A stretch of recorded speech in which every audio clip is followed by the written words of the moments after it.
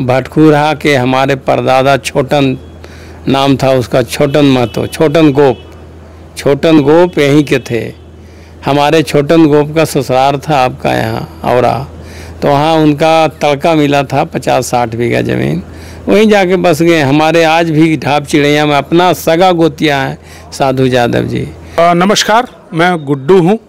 आज हमारे साथ बातचीत के लिए यहाँ मौजूद हैं सीताराम यादव।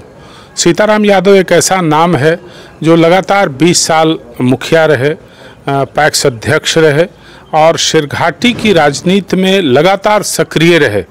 कई तरह के सवाल हैं, क्या आपके वादे हैं, इरादे हैं, तमाम चीज़ों पर बात करेंगे। आपका स्वागत है सीताराम जी। आपको भी बहुत बहुत धन्यवाद।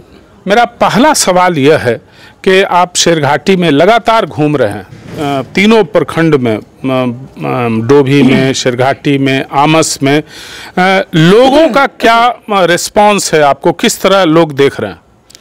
जैसे देखिए, सरघाटी में आज कोई नया हम नहीं घूम रहे हैं। हम 2013 से सरघाटी में एक्टिव रूप से जनता के बीच में हैं और जहाँ भी किसी भी प्रकार का जो भी समस्या है, चाहे एक्सीडेंट के मामला हो, चाहे और किसी भी प्रकार का समस्या में हम वहाँ, हमको जानकारी होती है, हम वहाँ ज़रूर शामिल होते हैं। हमसे जहाँ तक बनता है हम उसको प्रयास करते हैं हल करने का।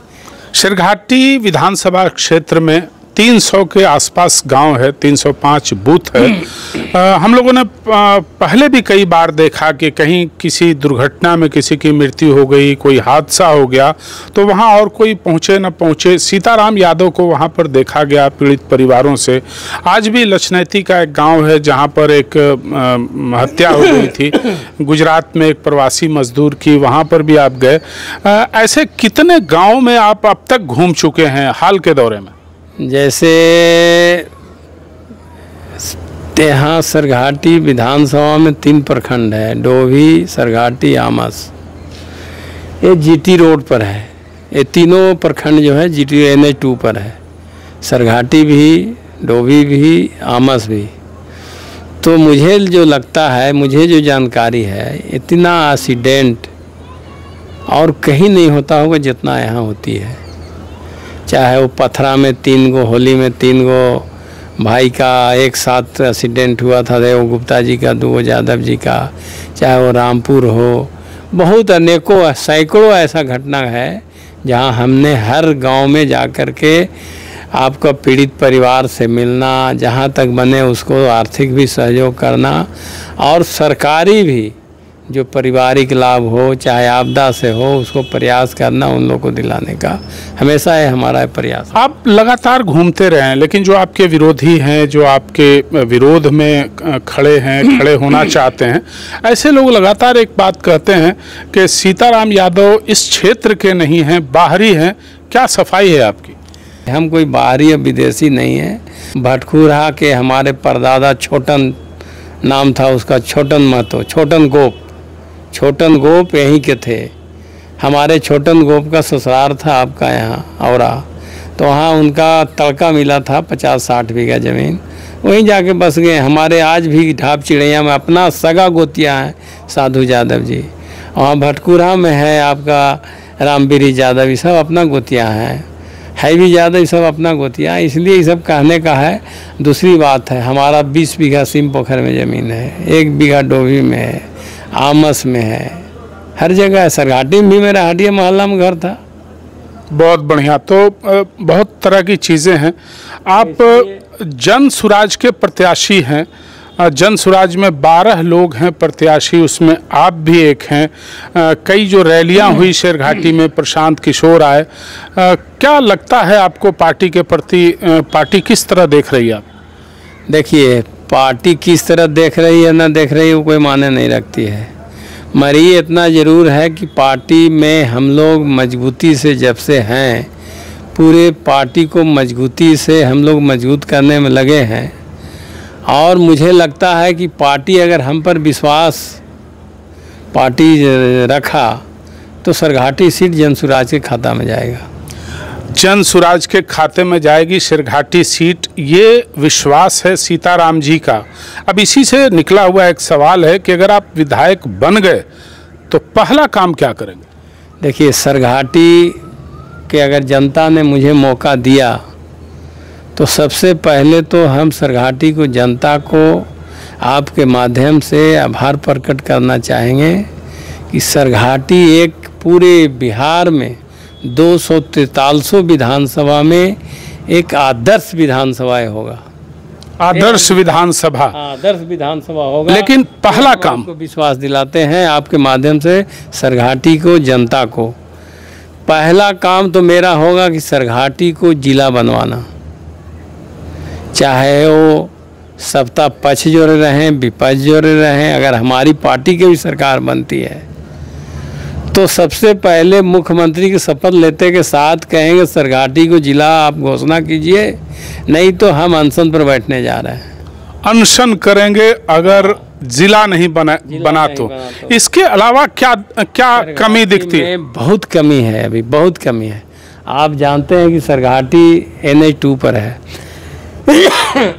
NH2 पर है और हमेशा यहाँ तीनों प्रखंड में हमेशा एक्सीडेंट वगैरह होते रहती है और ऐसा एक्सीडेंट होती है कि देख के हम लोग का दिल दहल जाता है।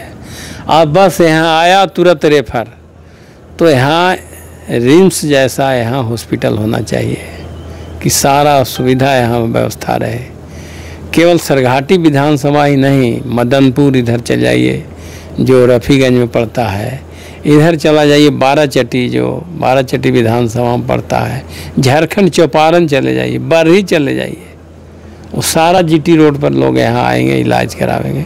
तो हमारा प्रयास होगा कि सरघाटी में रिम्स जैसा हॉस्पिटल एक हो कि सारा सुविधा हो यहाँ, कि किसी तरह कोई रेफ़र करने की आवश्यकता ना पड़े।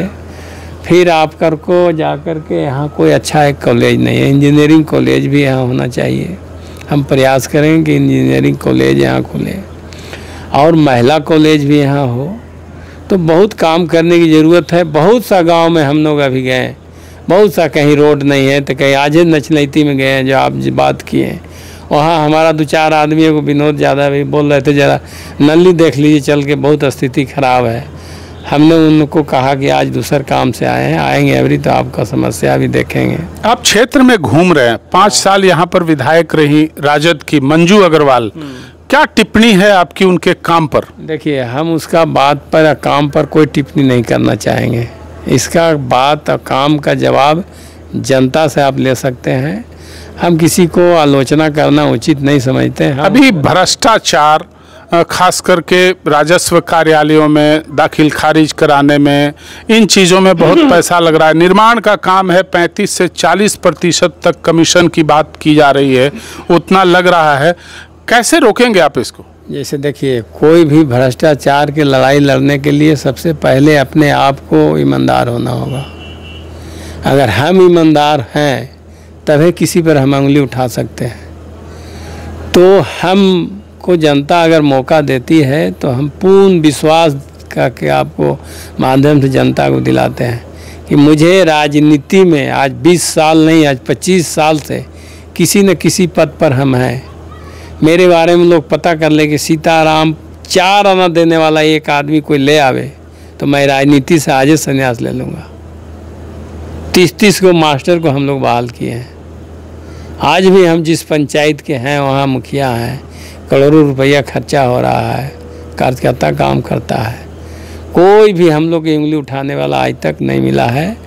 तो हम सबसे पहले भ्रष्टाचार पर आवाज़ उठाने का काम वही आदमी कर सकता है जो अपने आप को ईमानदार बन सके। अब क्षेत्र में आपको पहले जब तक हम ईमानदार हो जाएंगे तो किसी भी भ्रष्टाचार पर हम उंगली उठाएंगे, उसके खिलाफ हम लड़ाई लड़ेंगे और वो बंद होगा। भ्रष्टाचार ऐसा बात नहीं कहीं से उत्पन्न होकर आया है, हम आप जो हैं इसी में से भ्रष्टाचार उत्पन्न करते हैं लोग, चाहे वो कर्मचारी हो चाहे CO हो। आज के डेट में अंचल में प्रखंड में तो कम है, उतना भ्रष्टाचार है या नहीं है उतना जानकारी नहीं है, मगर गांव-गांव के एक किसान कह रहा है कि अंचल में और कर्मचारी इतना भ्रष्टाचार चरम सीमा पर है। अगर मुझे जनता इसका हमको भरोसा हम पर जताया आने वाला दिन में, तो मैं आपको विश्वास दिलाता हूँ कि जनता के हित की लड़ाई के लिए सड़क से सदन तक हम लोग लड़ेंगे। अगर सुधार नहीं हुई तो हम लोग अनशन पर भी जनता के साथ बैठेंगे, ये अंचल के खिलाफ में। ये भ्रष्टाचार पे ये बहुत बड़ा वादा, आपकी छवि जो है या आपकी पहचान एक ऐसा, पिछले साल हम लोगों ने जाड़े में देखा था कि गांव-गांव घूम के पंचायत स्तर पर आपने खूब कंबल बांटा, साड़ियाँ बांटी। ये सब प्रेरणा कैसे मिली आपको, कहाँ से ये सब चीज़ विचार आया? देखिए, हम 2001 से मुखिया हैं, जिला मुखिया संघ के अध्यक्ष भी रहे हैं 11 से 16, अभी भी जिला मुखिया संघ के हम संयोजक हैं। 2001 से ही हमारा नीति सिद्धांत विचारधारा रहा है कि जहाँ तक बने गरीबों को मदद करना, ज़रूरतमंदों को सेवा करना, उसी के तहत आज भी है। आज लोग कहता था कि चुनाव है इसीलिए आने दीजिए आप नवंबर में, नवंबर के बाद दिसंबर में आप देखिएगा ये रंगलाल हाई स्कूल में फिर कमल बटेगा, पूरे विधानसभा का कूपन बांट करके यहाँ बांटेंगे कम से कम 10,000 कमल एक दिन, आप देखिएगा। यह है सीताराम यादव जी, इनसे हमारी बात हो रही थी। प्रत्याशी हैं जन सुराज के। जन सुराज में 12 प्रत्याशी शेरघाटी से हैं नामांकित, जो तमाम लोग सामूहिक रूप से भी गांव-गांव में जा रहे हैं, जन सुराज के मुद्दे को रख रहे हैं और लोगों का रिस्पांस भी मिल रहा है।